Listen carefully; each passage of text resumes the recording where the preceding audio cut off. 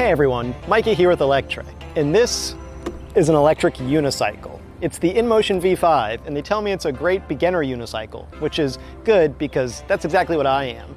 Now come along with me while I review this thing and try not to make a fool out of myself. It's been nearly half a decade since the first and also last time I was on an electric unicycle, so that meant relearning how to ride this thing. Fortunately, the InMotion V5 is pretty beginner friendly.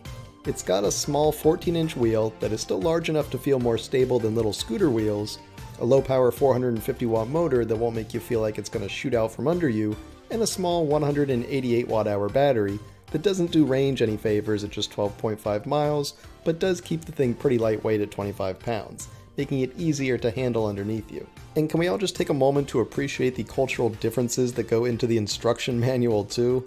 Aside from the casual fat shaming, there are some doozies in there, such as being off limits to alcoholics and anyone who's been committed. But I'm just gonna leave the rest of that alone. Now to ride the thing, you basically start by putting one foot on a platform with the wheel up against that leg, and then hop on the other platform and lean forward. You're 100% gonna fall the first time, but that's okay. Everyone does. I've done this before long ago in my youth, and it still took me a hot minute to find the muscle memory.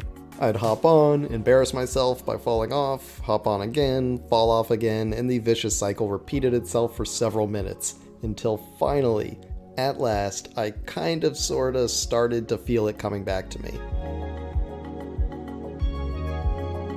At that point, when you roll your first few feet, your confidence really picks up and you kind of start to get it. It begins to click in your mind. A few more brief falls and then I was basically doing it. I even remembered how to turn, which is basically to look where you want to go, which is also kind of how you turn any balancing device, from motorcycles to one wheels and everything in between. Now, I took to this quicker since I already had a painful week-long learning experience several years ago, but if this is your first time trying out an electric unicycle, then expect it to take several days at minimum until you can do this. But you just have to stick with it, since every time you hop on and fall off, that's just your brain calibrating itself. Each time it gets a little bit better until it can basically do it without you. While a nice open parking lot is a good place to start learning, I highly recommend that once you can basically ride it for more than a few seconds, you switch to somewhere that has predefined trails like this, since it really helps you figure out that sort of involuntary part of riding, where your brain sees these boundary lines and just sort of guides your body to stay within the lines without you really having to voluntarily do anything. It really helps to improve your turning this way too, because it trains your brain to turn by sight and feel instead of you trying to manhandle an invisible set of handlebars that just aren't there. Once you get better, you can even ride on gravel and grass, since the wheel is large enough that it can pretty well handle bumps and dips and debris. I'm not saying I'm an expert at this, I am far from it, and I still occasionally do these weird dance moves when I start to lose balance. But that usually comes from times where I for some reason try to take over the pilot seat and stop letting the Neanderthal part of my brain drive. When I relax and just sort of go with the flow, suddenly I lock in and balance just happens by itself. It's not an active thing, but weirdly it's almost more of a passive thing. In fact, at one point I even got a text and decided it was a wise move to check it while riding, and I found that it almost made it easier, because again, I stopped trying to outthink myself and control the wheel, and instead I just let my brain passively do its thing and balance me.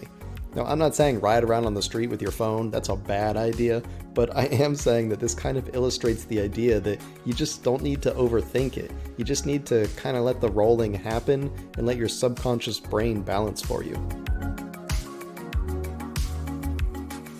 Now, the InMotion V5 is very much a beginner wheel, like I said.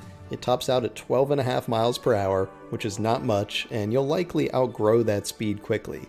But it's a great model for getting started on, because it's not going to intimidate you like a bigger and more powerful wheel. It also knows you're a beginner, and it gives you what I assume are meant to be helpful reminders if you fall over.